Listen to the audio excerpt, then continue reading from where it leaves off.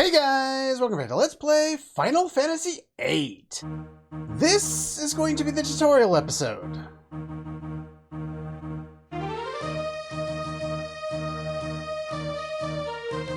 And I leave you with a bit of silence to demonstrate something particularly important. This is what the MIDI sounds like for the overture. This is as far as I got into the Steam version of the game before I looked up how to fix it, because you can't even listen to it. It's terrible. Not all of the MIDIs are that bad, but I just don't care for any of them, and why would I stick with the MIDI files when the originals were, you know, MP3s or waves or whatever? They were higher quality audio. Why would I go back to something that's lower quality after that? I don't know. So anyway, with that out of the way, we are going to actually move into the tutorial aspects of this video. And just kind of as a preface, if you've played this game before, you'll probably learn something new, but it's not required watching. So we're going to spend a lot of time going through different aspects of the tutorial. I have my own notes, which should clarify things immensely. I'm not just going to go point by point through every single part of the tutorial, because there's a lot of it. But anyway, with that being said, okay, so this game is a little bit different compared to a number of other games in the series and other JRPGs. For one, we have no MP. You'll notice right on our screen right there, we have an HP value, we don't have an MP value. There is no MP in this game. It's not the only thing that's different and the only thing they removed. We only have weapons. We have no armor, no accessories, none of that. Because we have no MP to restore, we don't need ethers or anything like that to restore MP, and things like elixirs, mega elixirs, and tents, instead of restoring HP and MP, will now restore status effects and HP as well. Because we don't get armor in this game, in order to increase our stats, we need to use the junction feature, which is newly added to Final Fantasy VIII and is the cause of a lot of concern and criticism among fans. There are many reasons why, and some of them we'll get into today. To start off first, if we look over at the top right there, we'll see our list of commands. We are no longer equipping a GF, meaning the only command we have action to other than run away is the attack command. If we want to do anything that's not attack, we need to junction a GF so that we have the ability to do something. And if we cancel through some of those default things, we can now see that we have a list of abilities. Now, these abilities are things that our GFs have learned, and you'll be able to see what a specific GF has learned by selecting the GF command, the learn command, and taking a quick look around here. Almost every GF in the game is going to come with magic, GF, draw, and item as default commands. They're basically the backbone of how the game works. Since we don't have any armor to increase our defensive capabilities, and because there are a limited number of weapons in the game, none of which really increase our base strength all that much, we need to find a different way of improving our stats. This is where the junction system comes in. Now, when you go to equipped magic to a specific stat, it has the potential to raise it depending on what stat it is. In this case, if we junction something like a Curaga spell, which is a high-level cure spell, it gives us quite a bit of HP. But if we wanted to do something a little more basic, like an Asuna spell, which cures status abnormalities, it only ups our HP by a little bit. However, different spells have different effects for different stats. So in the case of strength, we want to look at something like our high level, or even the lower level, basic elemental spells of fire, ice, and thunder. Each of the basic elemental spells on a particular level, fire, Fyra, Firaga, they will all increase not the same to each other, but comparing, say, a Firaga spell to a Blizzaga spell, if you have the same amount of that spell, it will increase your stats by the same amount. So in the end, if I had 100 of each of these spells, it would increase my stats by the same. Not only does the type of spell matter, but the amount that you have accumulated also matters, which means that we're going to spend most of the game accumulating spells and then never casting them. Probably also good to note that casting spells in this game is almost, and I stress this, almost never useful. So in order to increase our stats in this game, we have to accumulate magic, and then we junction them or allocate them, whichever term you prefer, to the individual stats that we would like to raise. In this case, say our vitality is something closer to our physical defense, and a high-level fire spell is not going to be as good as something like the pain spell, or maybe the meltdown spell. Each individual spell has different stats that they are particularly good for.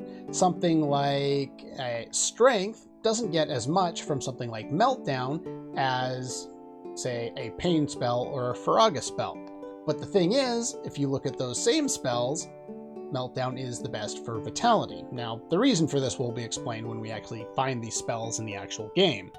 But the idea here is certain spells do better for certain stats. So we want to, one, get the ability to equip all of these different stats. This is from one of my test runs.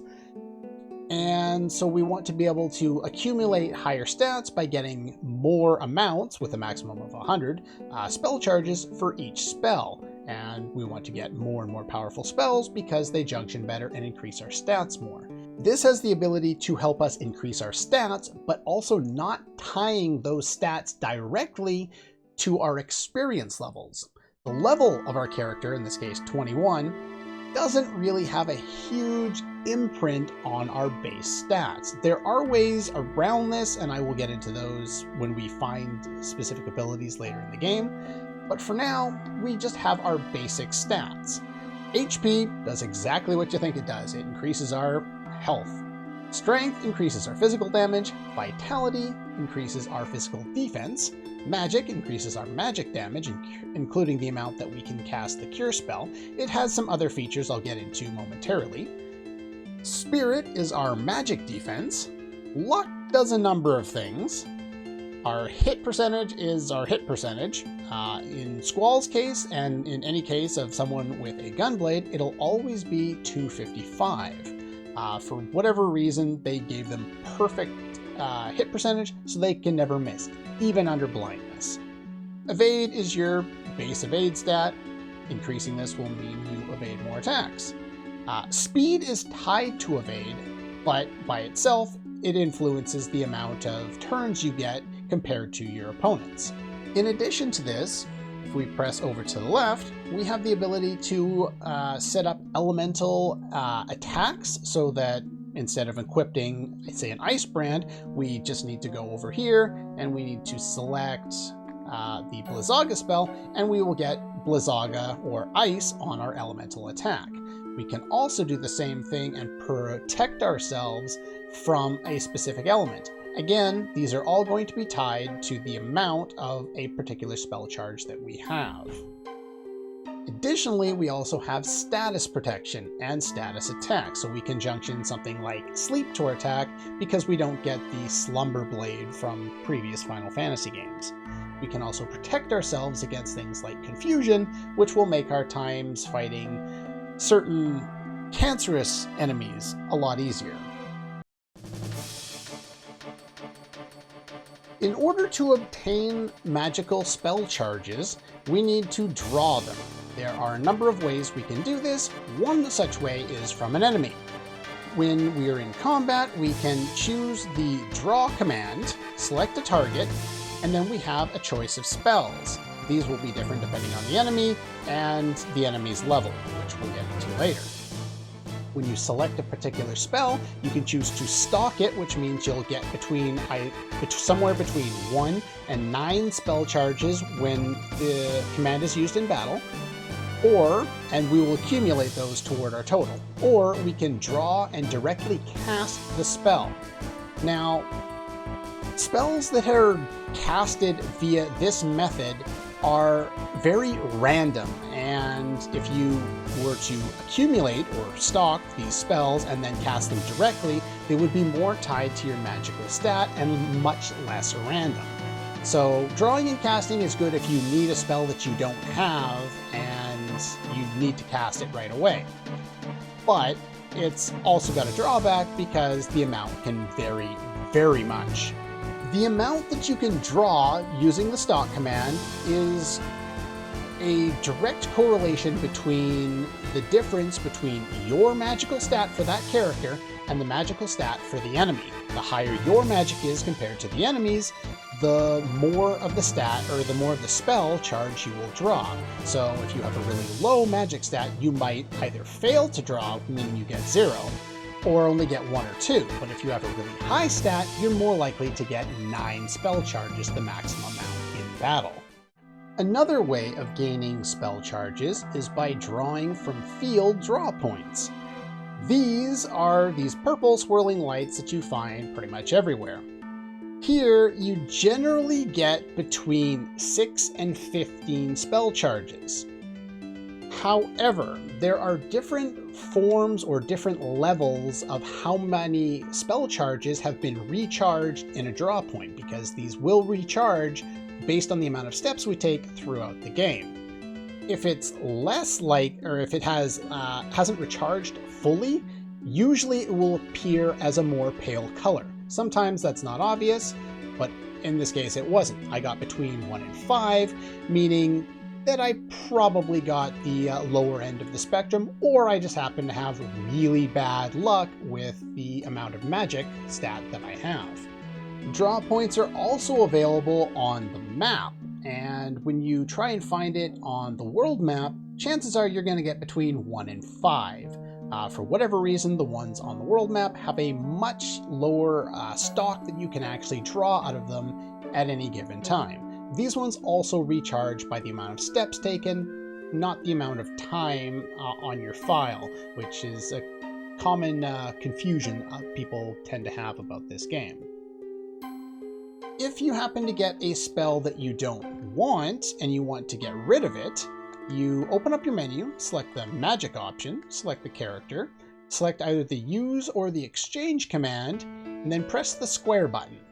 And that will pull up a menu that allows you to discard all of a particular spell, if you so want to do so. So I just discarded all of those. I can also exchange magic spells between characters. I can give all of them to somebody, I can take all of their spells, or I can split them so that we have a more even amount between the two characters. In battle, if you want to summon a GF, you need to have the GF command set earlier on. You need to select the GF that you want to summon, and you'll notice that it has an amount of HP. When you select it, the amount of time it takes for it to count this blue bar down is referred to as its charge time, or in other sections of the game, its compatibility. The amount of HP that the GF has is something that you can use. It basically works as a shield. That amount of HP will go down when your character takes damage, so the GF is basically shielding you during the summoning, which is an interesting way of doing it. The amount of charge time, generally, if you see there, is known as its compatibility. Its compatibility will go up and down depending on certain things. We have Ifrit here, which is a summon of fire. So if we cast a fire spell in battle, it will slightly raise our compatibility with him and slightly lower it with something like Shiva, which is an ice-based summon.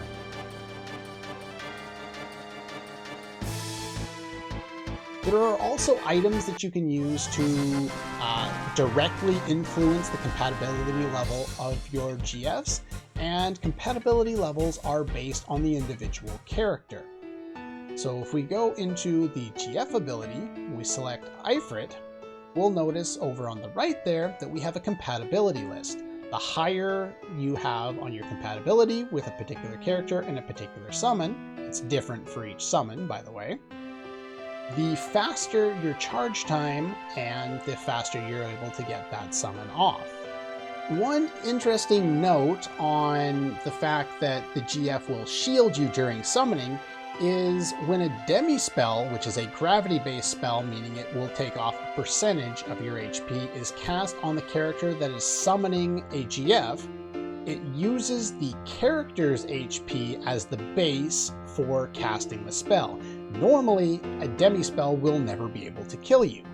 However, if the character has a much higher HP stat than the GF, a demi-spell can actually kill that GF while it is summoning. If a GF's HP reaches 0 while summoning, the summon will cancel and that GF will be dead until you can heal it outside of battle. However, you cannot directly heal a GF with something as simple as, say, a cure spell. A cure spell can only target characters. It's the same with items. You can only use a potion on a character. You want to target a GF, you need to use something that has G in the title. In this case, a G returner will revive a dead GF, or a G potion will heal a GF's HP. This game also introduced a new mechanic, one that I don't think we had seen before. And that is that enemies will level up in battle as your characters do. So the higher your own characters are in level, the higher the level of the enemies will be as well. The level of the enemies that you're going to face will be approximately your average level between all of your characters that you happen to have in combat. So if I had Keestis in the party and she was level 10 and Squall was level 8 and I ran into an enemy, chances are it would be around level 9. However, there is a 20% over and under applied to this as well. So it could be a little lower or a little higher. There's a little bit of a range there. This doesn't apply to every single enemy. There are some enemies that through both natural and artificial means can be a much higher or much lower level than your characters.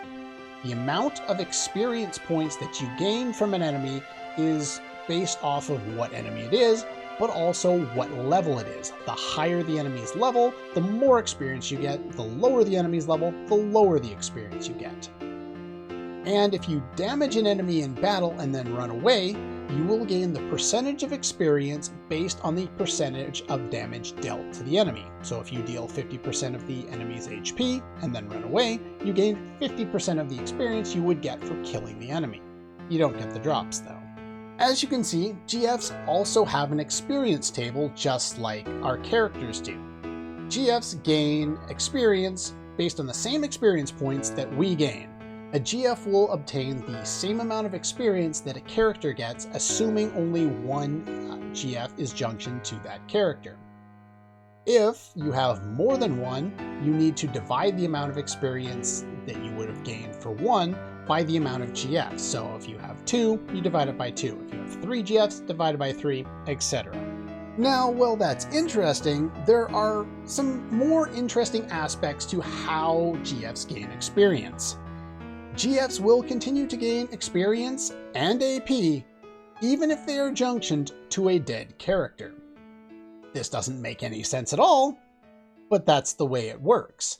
A GF will not gain any experience if they have 0 HP, and they are not revived after battle, so you will have to do that yourself, either with an item or going to an inn.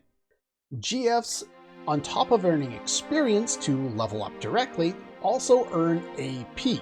And if you select the Learn ability, AP will teach you different abilities from their ability menus. There's a maximum of 22 per GF, and they won't gain any AP if you use Petrify to kill an enemy.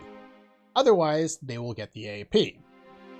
Gaining AP is extremely important in this game. You will want to manage which abilities you are learning, because by default, the game is going to direct you to learn things like Boost, GF HP Plus, and Summon Magic Plus, which all affect the GF, which primarily we will not be using in this Let's Play. I'll put a list on screen of the order at which the game will automatically target which abilities you'll learn, and you can take a look at that if you're interested. Beyond that, if you're trying to learn an ability that, say, has only 5 AP left to learn, and you gain more than 5 AP in the battle that you're in, the extra AP disappears into the ether and won't apply to any other skills, even the ones that it auto-selects to learn next. So anytime you're going into a boss fight where you tend to earn more AP, you'll want to double check that you're learning something that's not very close to being learnt, so that you get the maximum benefit of all that AP. In this game, if your HP falls below a certain percentage, then it will go yellow and red like that. If that's the case, you have the ability to trigger a limit break. It doesn't have to get down this low in order to trigger it, but that's one of the options. To trigger a limit, you press over to the right, and you initiate the limit break. In this case, his Renzokuken uses the R1 button as the trigger to hit the light beam in the indicated section, and you can use your limit breaks to take down enemies. However, they are also affected by an invisible crisis level, which this crisis level is influenced by how low your HP is, what status effects you're affected with, and if there's a dead character in battle. This can influence a number of things related to the limit breaks: the amount of time you have for button inputs with certain characters, the amount of hits that you can deal, the damage modifier, or the use, or in one way or another, the use of a finisher or not the use of a finisher. Now, we already went over what most of the basic stats do in this game, but if you want to take a quick look here, the luck stat. Luck affects numerous actions of the character in the game. Having a higher luck value for luck is an advantage during battle, which tells you a whole lot of jack point squat. In reality, what luck does is it influences your evade, your hit percentage, your chance of criticals, the chance of one of the random GFs to show up in battle, among probably 16 other things, because the game loves to explain exactly what it does. And I'm going to go over magic one more time as well, just because I think it makes sense. The higher your magic stat, the more damage you do, the more you're able to cure with the cure spell. However, the chance of successfully casting magic that causes status effects becomes higher if your magic level is high. And what the game will not tell you straight out is that it also affects the amount that you can draw, both from a draw point on the field or the world map and in battle. So having a high magic stat, particularly early, the first half of the game, is very important. Alright, so some basic damage calculations throughout the game that will be important. Your base damage is 100%. In Squall's case, he gets 0.5 more damage, so 1.5 total if you put the R1 button and pull the trigger. Any other character that doesn't have a gun blade will randomly get a chance of doing a critical hit. Critical hit is 2 times damage. If a character is inflicted with Berserk, they get 1.5 damage on top of any of the other things you may have done.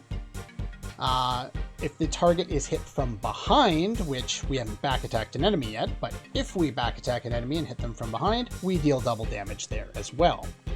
A target will take 50% of the normal damage if they have the Protect status on them, or if the target is undead, has the zombie status, or is covering for an ally using an ability later that we'll get later.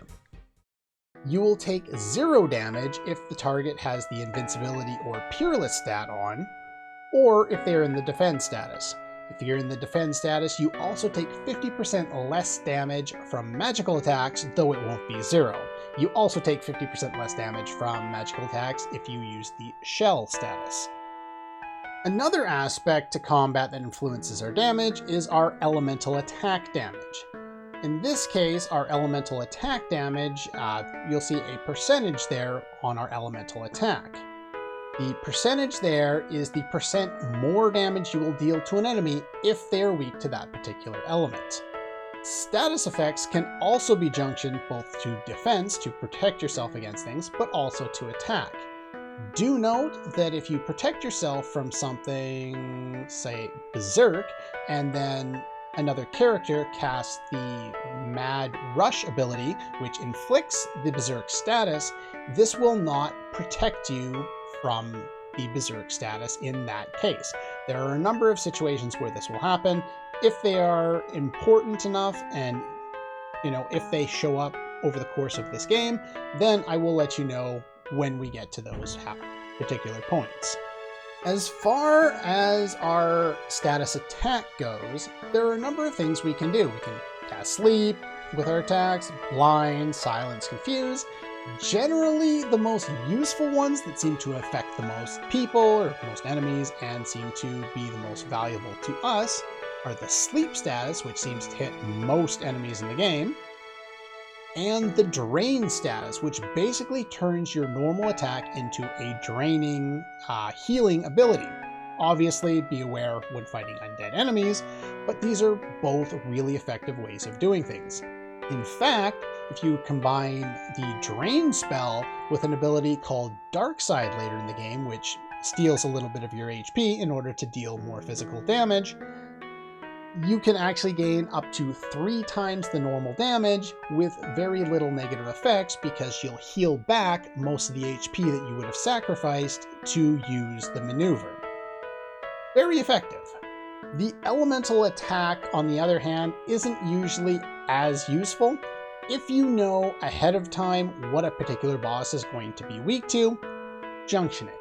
But generally speaking, the enemies that you're going to run into, unless you're in an area where you know most of the enemies are going to be weak to a particular element, it's usually too much of a crapshoot to really make good use of because you can't change this in battle.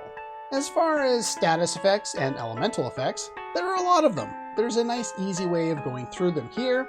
I don't expect you to memorize the look of all of the different icons because, as you can see, there's a lot of them, and well, some of them, like Silence, is pretty obvious.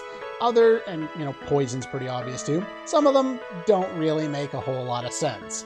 Zombie could and might as well be Death for all I know. And because there are so many status effects in this game, I figure now is probably a good time to just go over them all in bulk really quickly.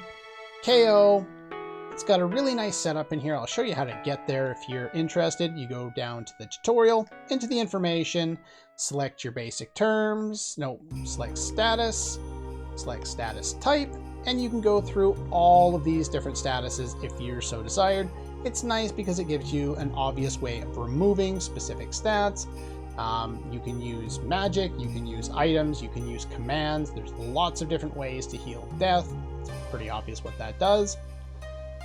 Poison does exactly what you think it does. As you can see, Elixir and Mega Elixir will heal the statuses here. They even mention that there, which is quite nice.